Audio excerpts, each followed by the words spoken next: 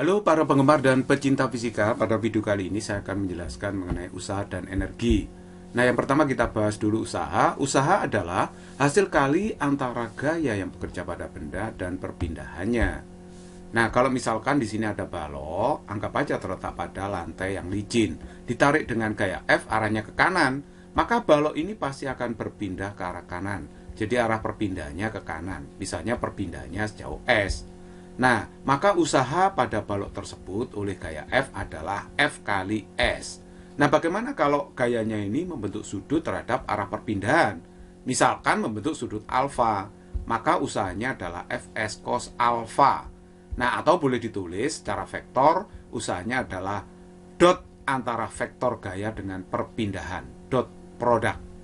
Nah, ini sudah saya beri keterangan ya, W itu adalah usaha, satuannya Newton meter, disingkat Joule atau J besar.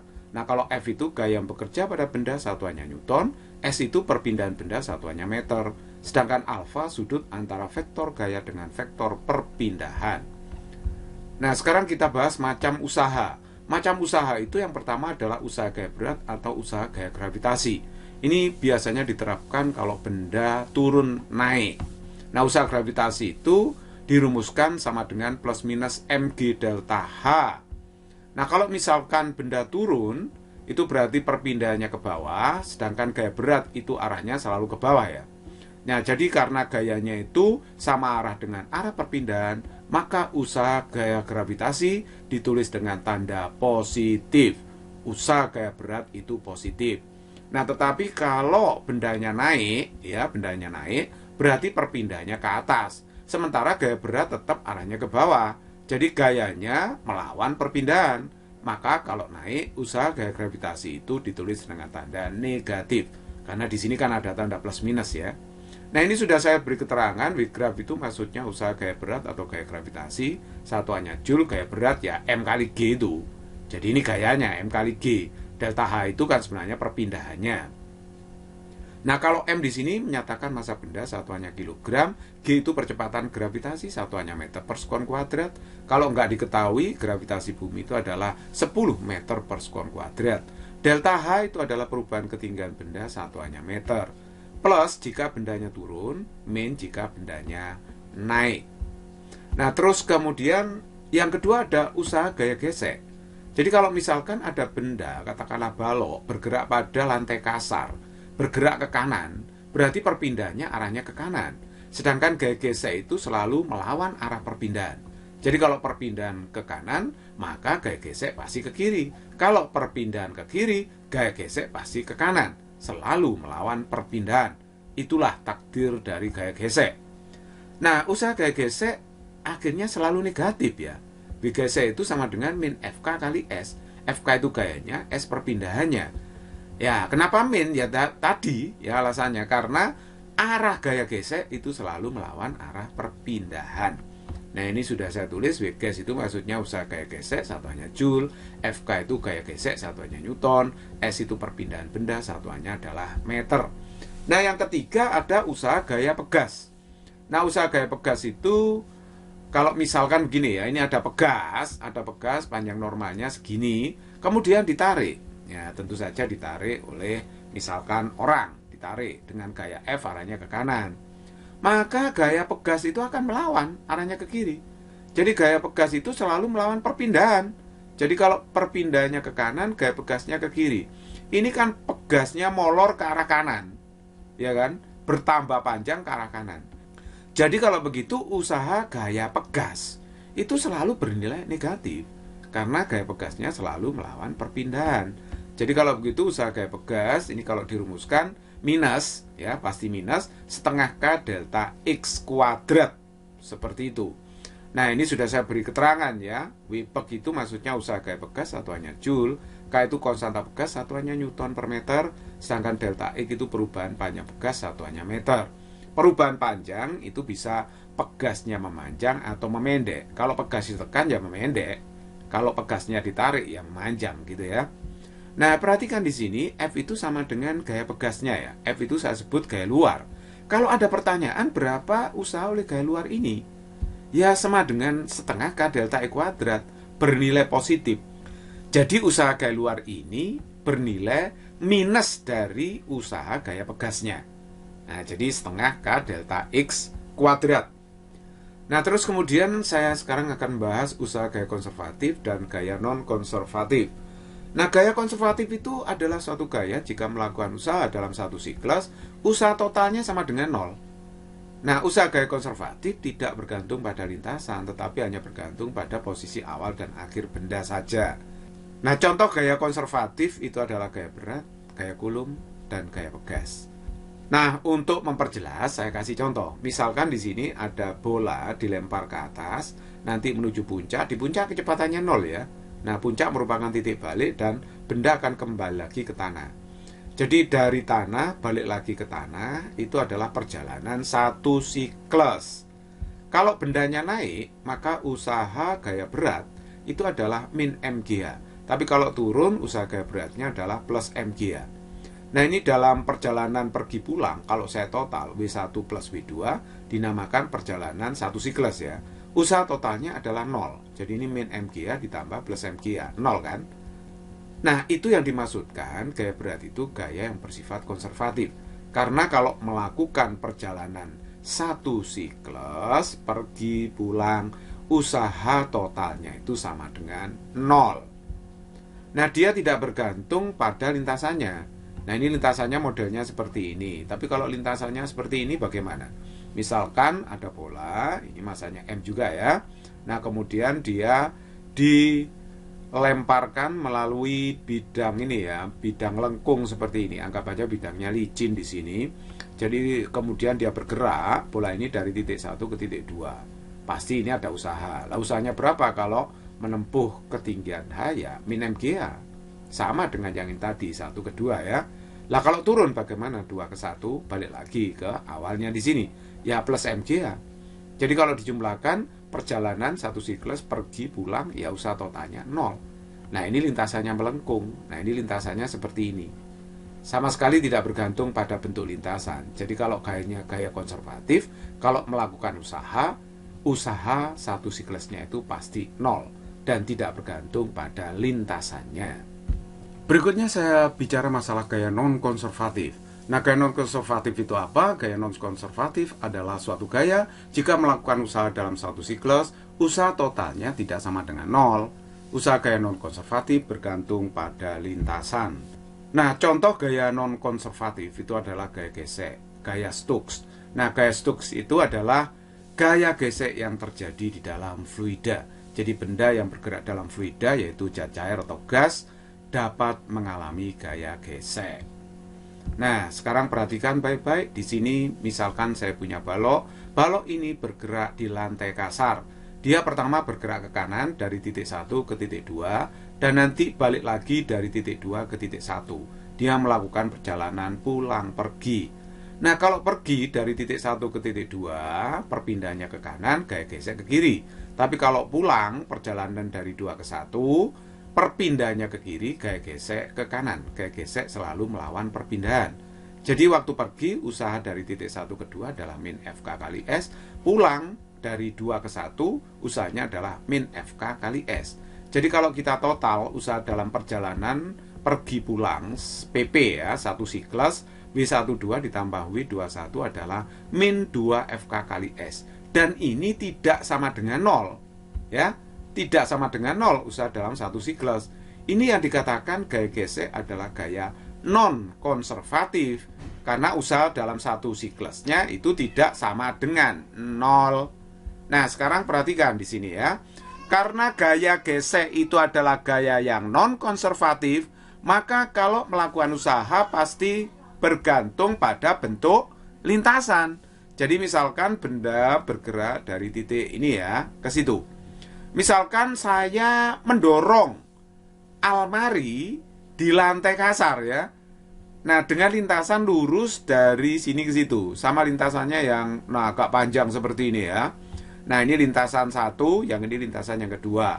Kalau saya menggunakan lintasan satu, saya ikut lintasan satu untuk memindahkan lemari, untuk mendorong lemari ini atau menyeret lemari di bidang yang kasar, maka usaha yang saya butuhkan untuk lintasan yang panjang ini lebih besar daripada yang pendek ini. Jadi W1 itu akan lebih besar dari W2. Nah, itu yang dimaksud bahwa usaha gaya non-konservatif, contohnya adalah gaya gesek, itu kalau melakukan usaha, ya pasti bergantung pada bentuk lintasannya. Jadi, Anda bisa merasakan sendiri ya, kalau memindahkan almari dari sini ke situ, dengan lintasan yang sangat panjang, ya butuh tenaga yang banyak, melepas tenaga yang banyak ya. Tapi kalau lintasannya pendek, sedikit gitu, tenaga yang kita butuhkan sangat kecil. Jadi W1 lebih besar daripada W2. Nah, untuk lebih jelasnya saya akan berikan contoh soal. Contoh soal nomor 1, sebuah balok masanya 2 kg yang mula-mula dia mendapat percepatan 3 meter per sekon kuadrat dalam waktu 4 sekon. Usaha yang dilakukan sebesar berapa ya? Nah, sekarang kita jawab, W itu kan F kali S. Nah, saya pakai rumus ini ya. F itu M kali A. Nah, saya uraikan seperti itu karena dia ber-GLBB. Ini percepatannya kan konstan ya, GLBB. Jadi S-nya saya urai, VOT plus setengah AT kuadrat. Nah, terus kemudian saya masukkan bilangannya yang diketahui, masanya 2, percepatannya 3, VO-nya 0, 0 kali 4, T-nya kan 4 ya. Nah, setengah AT kuadrat, A-nya 3, T-nya 4. Jadi ini 0. Nah, yang ini 16 dibagi 2 kali 3 kan 24. 24 kali 6 berarti hasilnya adalah 144 Joule. Jadi jawaban yang tepat adalah E. Berikut nomor 2, benda masanya 2 kg yang pada keadaan awalnya diam bergerak lurus karena pengaruh gaya. Hubungan antara gaya F dan jarak tempuh S seperti ditunjukkan grafik. Usaha yang dikerjakan pada benda untuk berpindah sejauh 8 meter berapa? Ini grafiknya seperti ini ya, grafik hubungan antara gaya dengan perpindahan. Nah, sekarang kalau ditanya berapa usaha yang dikerjakan pada benda untuk berpindah sejauh 8 meter, ini di sini ya. Kita jawab.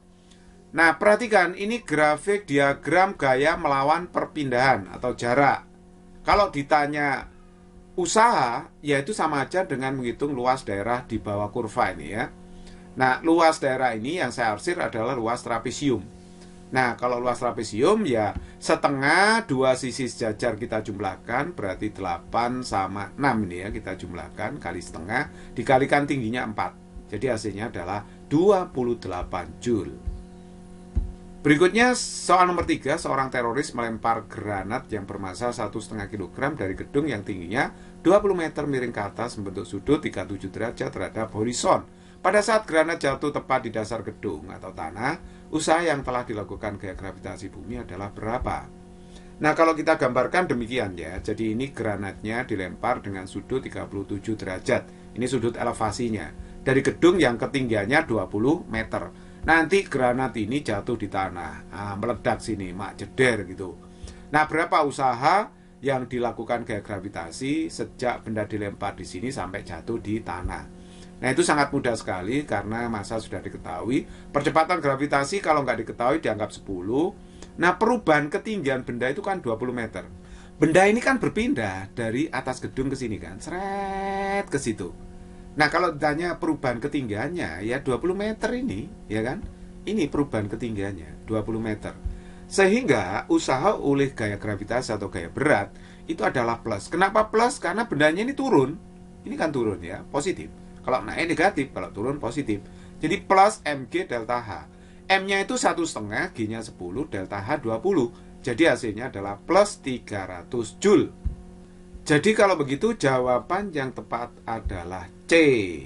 Terus nomor 4, sebuah pegas mula-mula memiliki panjang 12 cm. Karena pegas tersebut ditarik Budi, maka pegas pertama panjang menjadi 13 cm. Jika konstanta pegas 200 Newton per meter, maka usaha yang telah dilakukan Budi untuk menarik pegas adalah berapa? Nah, oke, kita jawab ya. Perubahan panjang pegas adalah 13 min 12, 1 cm atau 10 pangkat min 2 meter. Konstanta pegas 200 Newton per meter. Berapa usaha dari si Budi tersebut? Nah, perhatikan, usaha oleh Budi itu adalah usaha gaya luar.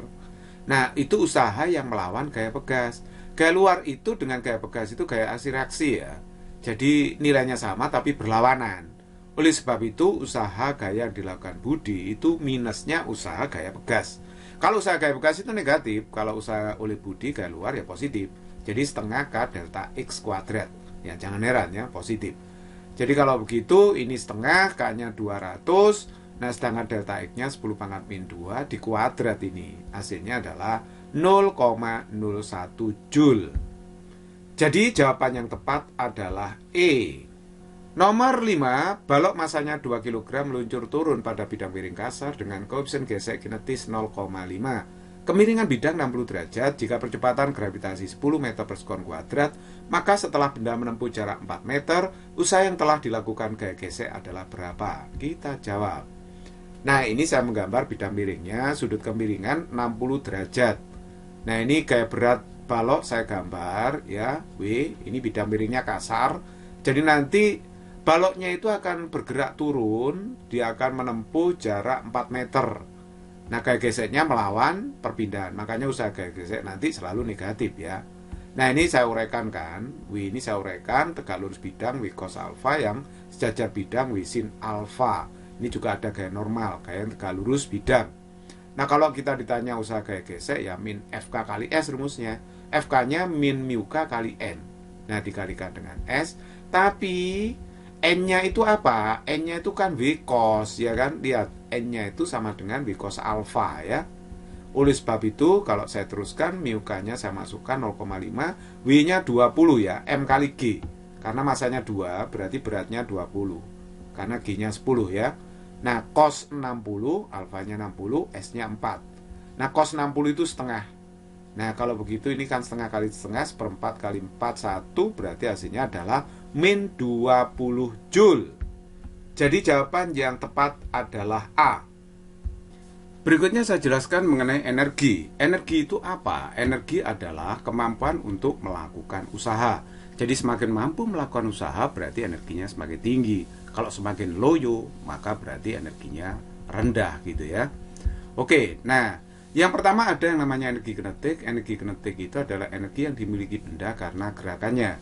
Jadi kalau benda bergerak punya energi kinetik sebesar setengah mv kuadrat. EK energi kinetik satuannya Joule.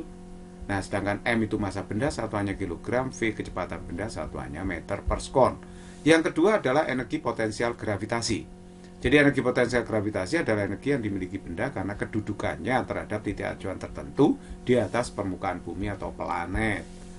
Nah, sekarang perhatikan di sini misalkan ada batu ya terletak pada ketinggian H. Nah, ini dari tanah boleh, dari permukaan laut boleh. Nah, maka benda ini akan mempunyai energi potensial sebesar mgh. Nah, IP itu menyatakan energi potensial gravitasi satuannya Joule, M massa benda dalam kilogram, sedangkan H itu adalah ketinggian benda satuannya adalah meter. Nah, yang ketiga adalah ada energi mekanik. Energi mekanik adalah jumlah energi kinetik dengan energi potensial gravitasi. Jadi kalau kita rumuskan, energi mekanik itu adalah EK plus EP. Nah, EM, energi mekanik, benda tetap satuannya adalah Joule, karena dia energi kan. Nah, hukum kekekalan energi mekanik menyatakan bahwa energi mekanik benda selalu tetap, asalkan selama benda bergerak tidak mendapat pengaruh gaya luar. Gaya luar itu contohnya apa ya? Gaya gesek, gaya pegas gitu ya. Misalkan ada benda, balok, meluncur pada bidang miring licin. Licin berarti nggak ada gesekan ya. Dia meluncur dari titik 1 ke titik 2. Selama dia meluncur nggak ada gaya gesek, berarti tidak ada gangguan gaya luar, maka energi mekanik di titik 1 akan sama dengan di titik 2. Sama ya. Jadi EM1 sama dengan EM2. Nah, EM1 itu EK1 plus EP1, EM2 itu EK2 plus EP2. EK1 setengah MV1 kuadrat, EP1 MGH1, EK2 setengah MV2 kuadrat, EP2 MGH2. Nah, ada kalanya kita menggunakan konsep energi total. Nah, energi total itu adalah konsep yang lebih umum. Karena kalau energi mekanik, hukum kekekalan energi mekanik itu kan ada syaratnya. Selama benda bergerak, tidak ada pengaruh gaya luar. Kalau energi total itu bersifat umum. Nah, energi total adalah jumlah energi mekanik dengan energi luar. Energi luar yang saya bahas di sini, yang saya maksud adalah energi gesekan dengan energi pegas atau energi potensial pegas. Nah, energi total ini kalau saya tulis rumusnya EM ditambah energi luar. EM itu EK plus EP gravitasi. Energi luar yang saya bahas adalah energi gesek dengan EP pegas. Jadi kalau saya uraikan, EK-nya itu setengah mv kuadrat, EP-nya mgh, energi gesekan FK kali S. Perhatikan, energi gesekan tidak sama dengan usaha gaya gesek. Kalau usaha gaya gesek negatif ya. Kalau energi gesekan selalu positif, FK kali S. Energi potensial pegas setengah K delta X kuadrat. Jadi energi potensial pegas tidak sama dengan usaha gaya pegas. Jadi EP pegas selalu positif setengah K kali delta X kuadrat. Nah, delta X tetap menyatakan perubahan panjang pegasnya. Nah, sekarang perhatikan di sini. Ini misalkan balok meluncur pada bidang kasar dari titik 1 ke titik 2. Maka kita tidak boleh menulis EM1 sama dengan EM2. Tentu saja EM1 akan lebih besar dari EM2 karena ada sebagian EM yang diubah menjadi panas. Gesekan itu akan menimbulkan panas kan. Jadi EM di 1 akan lebih besar dari EM di 2 gitu kan ya. Tidak sama EM-nya. Nah, yang sama apa? Yang sama ya ini energi totalnya. Makanya dalam kasus ini kita harus memakai hukum kekekalan energi total, yaitu etot di 1 sama dengan etot di titik 2. Jadi etot di 1 itu ada EK1, ada EP1. Nah, kalau energi gesekan belum muncul di titik 1, karena yang mau digesekkan ini ya, belum menggesek dia. Jadi energi gesekan itu selalu muncul di ruas kanan. Karena untuk mengimbangi EM2 yang berkurang tadi. EM2 kan lebih kecil dari EM1 toh. Nah, jadi di ruas kanan itu harus ditambahi energi gesekan sebagai penyeimbangnya. Jadi energi gesekan itu selalu di ruas kanan. Jadi etot 2 itu ada EK di sini ya, ada EP, terus ada energi gesekan karena dia pernah menggesek. Nah, kalau saya uraikan EK1, EP sudah ya kayak tadi. Kalau energi gesekan itu FK dikalikan S, begitu. Jadi persamaannya seperti ini. Sebenarnya ini kan EM1 tuh. Nah, ini adalah EM2. Kalau licin FK kali S-nya kan nggak ada. Kayak geseknya nggak ada. Jadi EM1 sama dengan EM2. Kalau kasar, EM1 itu lebih besar daripada EM2. Nah, karena untuk menyeimbangkan itu, maka di ruas kanan itu harus ditambahi energi gesekan, gitu kan ya. Jadi sekali lagi energi gesekan selalu muncul di ruas kanan, tidak pernah muncul di ruas kiri. Nah, terus kemudian ada juga yang namanya prinsip usaha energi. Usaha pada benda bisa digunakan untuk mengubah energi kinetik dan energi potensial gravitasi benda dalam medan gravitasi. Nah, jadi saya bisa menulis W itu sama dengan delta EM, tapi EM itu EK plus EP ya.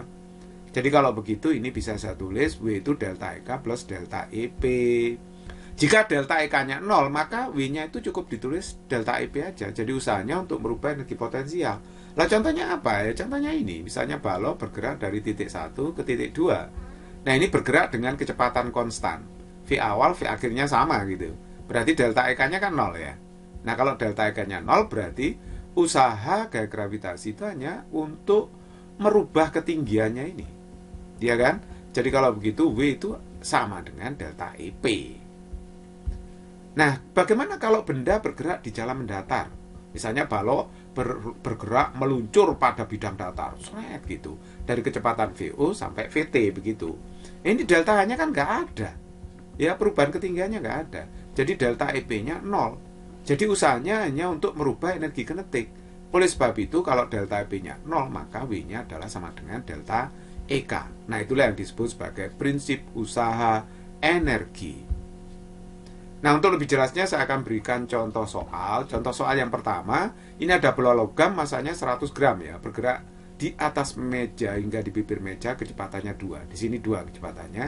Energi mekanik bola pada ketinggian 1 meter dari tanah adalah berapa?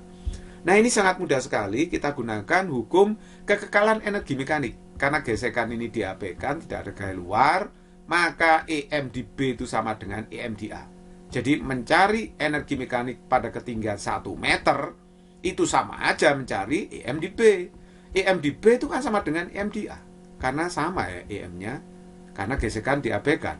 Jadi EM di B itu adalah sama dengan EM di A, EKA plus EPA. EM di A itu EKA plus EPA.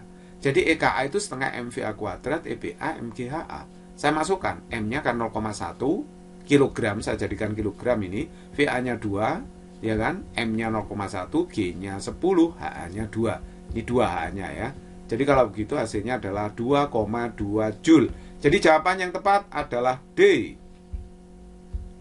Soal nomor 2, sebab bola dilepas dari titik A pada lintasan licin sempurna berbentuk kurva lengkung.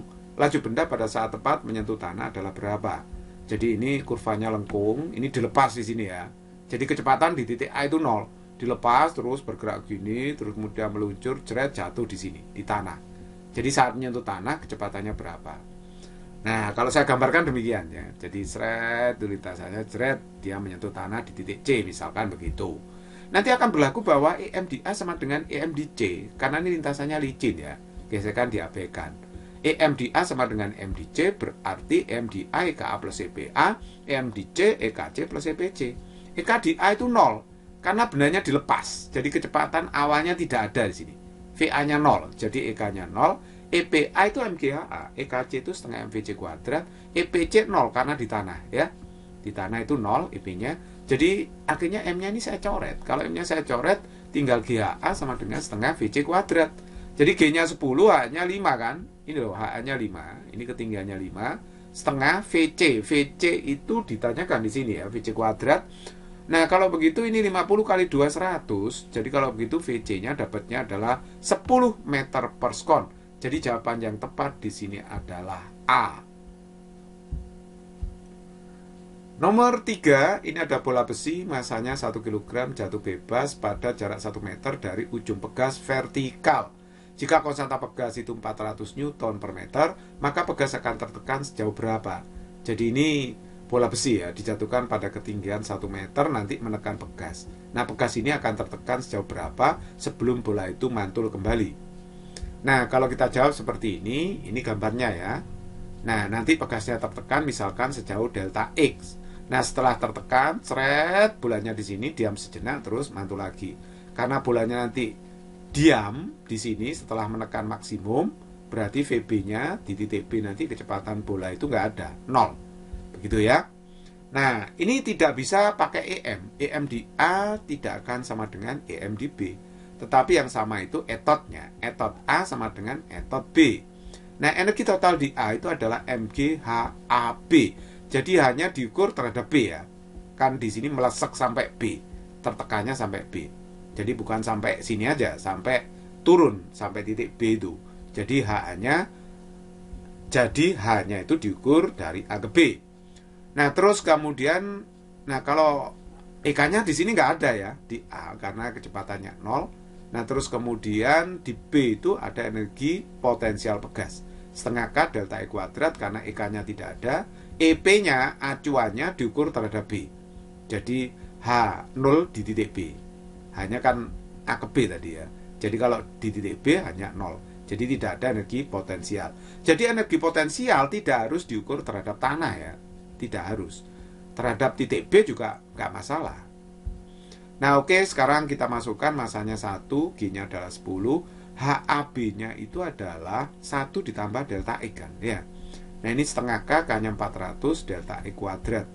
Nah, akhirnya kita dapatkan 10-nya dicoret ini. Jadi 1 plus delta X sama dengan 20 delta E kuadrat.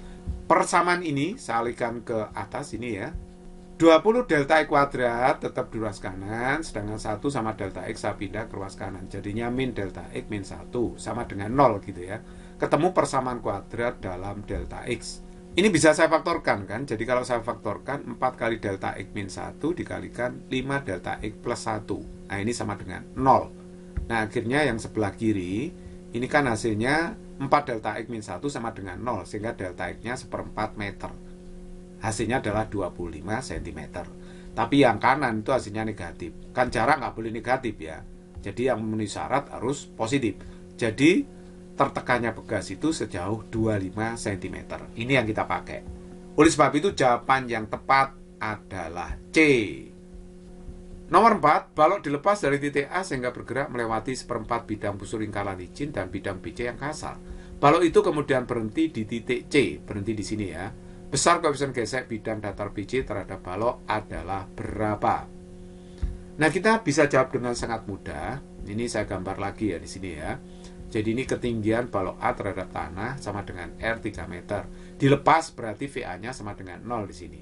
Kalau dilepas, dia meluncur turun, ini licin, A ke B itu tidak ada gesekan, tapi B ke C itu kasar, 12 meter. Panjang bidangnya kasar ini. Nah, nanti kecepatan di C itu 0, katanya berhenti di C. Langsung kita tinjau gerakan dari A ke C ya. Jadi jangan nyicil dari A ke B terus B ke C, langsung A ke C. Akan berlaku energi total di A sama dengan energi total di C. Jadi jangan bilang EM di A sama dengan EM di C, salah. Karena di sini ada kasarnya, ada gangguan gaya gesek. Jadi EM-nya tidak kekal. Nah, karena etor di A itu hanya EP saja kan di sini, maka saya tulis MGHC. Ya, diukur terhadap C hanya 0 itu di sini ya. Jadi A punya ketinggian R itu. Gitu ya. Terus kemudian EK-nya kan nggak ada di sini ya, sudah cuma EP saja. Terus kemudian meluncur di C itu EK-nya nggak ada, EP-nya juga nggak ada karena di bawah dasar ya, di H sama dengan 0 di sini. Terus kemudian dia pernah menggesek. Nah, karena pernah menggesek, maka di titik C, di titik akhir ini harus ada energi gesekan. Jadi energi gesekan itu adalah FK kali S. Nah, sekali lagi ya, energi gesekan selalu muncul di ruas kanan, tidak pernah muncul di ruas kiri. Nah, sekarang coba perhatikan, ini saya uraikan. FK-nya itu μk kali M kali G. Ini kali N ya, N-nya MG karena bidang datar. Jadi kalau begitu M-nya ini saya bisa coret ini ya. Saya coret M-nya. Dan G-nya juga bisa dicoret kan di sini ya. Jadi HAC sama dengan μk kali S. Nah, HAC itu adalah sama dengan R ini. Jadi 3 meter, μk-nya ditanya. Lah S-nya ini kan 12 ini ya. Kasarnya itu 12. Jadi panjangnya SBC itu 12. Jadi kalau begitu μk-nya 3/12. Hasilnya adalah 0,25 atau seperempat. Jadi jawaban yang tepat adalah B. Nomor 5, mobil masanya 6 ton yang mula-mula memiliki kecepatan awal 36 km per jam dipercepat dengan percepatan tetap hingga dapat mencapai kecepatan 72 km per jam. Usaha yang dilakukan mesin mobil sebesar berapa? Nah, kita jawab ya, masanya 6 ton, 6.000 kg, kecepatan awalnya 36 km per jam itu sama aja dengan 10 meter per sekon, kecepatan akhirnya 72 km per jam berarti 20 meter per sekon. Nah, perhatikan, dalam soal ini kan mobil berjalan pada jalan yang mendatar, tidak ada perubahan energi potensial. Jadi usaha yang dilakukan mesin itu hanya untuk merubah energi kinetiknya. Delta EP-nya 0 sini ya, jalannya datar. Nah, jadi kalau begitu W-nya itu sama dengan delta EK-nya EK akhir kurangi EK awal. Nah, EK akhirnya ya setengah MVT kuadrat, EK awalnya setengah MVO kuadrat. Nah, sekarang kita keluarkan setengah M-nya seperti ini. Boleh saya tulis seperti ini kan ya. Jadi masanya 6000, VT-nya 20, VO-nya 10. Jadi nanti kalau dihitung ketemu 9 kali 10 pangkat 5 Joule atau 0,9 megajoule. Jadi jawaban yang tepat adalah E. Yang ketiga, yang terakhir kita akan bahas daya mekanik. Daya mekanik adalah kecepatan untuk melakukan usaha mekanik. Jadi semakin cepat Anda melakukan usaha, maka semakin besar dayanya. Nah, oleh sebab itu daya mekanik sering disebut sebagai laju perubahan usaha mekanik. Jadi kalau kita rumuskan, P itu sama dengan W per T, di mana P itu daya mekanik, satuannya Joule per sekon, atau boleh ditulis sebagai watt. Nah, ini dari James Watt ya, untuk menghargai James Watt, penemu mesin uap. Nah, ini disingkat lagi menjadi W besar. Jadi satuan daya W besar seperti lambang usaha, work. W juga ini ya, lambang usaha. W usaha mekanik satuannya adalah Joule. T itu waktu, satuannya adalah sekon. Nah, tetapi W itu bisa kita urem menjadi F kali S, ya kan? Tapi S per T itu V. Jadi daya bisa ditulis gaya dikalikan dengan kecepatan. Jadi F itu gaya yang bekerja pada benda, satuannya Newton. V itu kecepatan benda, satuannya meter per sekon. Nah, untuk lebih jelasnya saya beri contoh soal. Ini ada sebuah mobil mula-mula bergerak dengan laju 36 km per jam. Kemudian direm dengan gaya tetap 2400 Newton hingga berhenti. Dan rata-rata pengereman yang telah diberikan sebesar berapa? Nah, kita jawab. Kecepatan awalnya 36 km per jam itu sama aja dengan 10 meter per sekon. Nah, karena direm berhenti, kecepatan akhirnya 0. Gayanya adalah 2400 Newton. Nah, karena di sini kecepatannya nggak sama, maka kita menggagas konsep daya rata-rata. Nah, daya rata-rata itu berhubungan dengan kecepatan rata-rata. Gayanya sih konstan, tapi kecepatannya harus di rata-rata. Kalau GLBB, kecepatan rata-rata itu VO plus VT dibagi 2. Nah, jadi kalau begitu F-nya saya masukkan 2400, VO-nya 10, VT-nya 0. Nah, kita hitung 5 kali 2400. Ini hasilnya adalah 12.000 watt atau 12 kilowatt. Jadi jawaban yang tepat adalah A. Soal nomor 2, iklan mobil mengklaim bahwa sebuah mobil bermassa 1200 kg dapat dipercepat dari kondisi diam hingga mencapai laju 30 meter per sekon dalam waktu 12 sekon. Dan rata-rata yang harus dihasilkan mesin agar kondisi ini tercapai adalah berapa? Nah, kita jawab ya. Massa mobil 1200 kg, kecepatan awalnya 0 dari keadaan diam, kecepatan akhir 30 meter per sekon. Nah, ini bergerak selama 12 sekon. Nah, kita menggagas adanya konsep daya rata-rata di sini karena V-nya memang tidak sama di sini. V rata-rata W per T.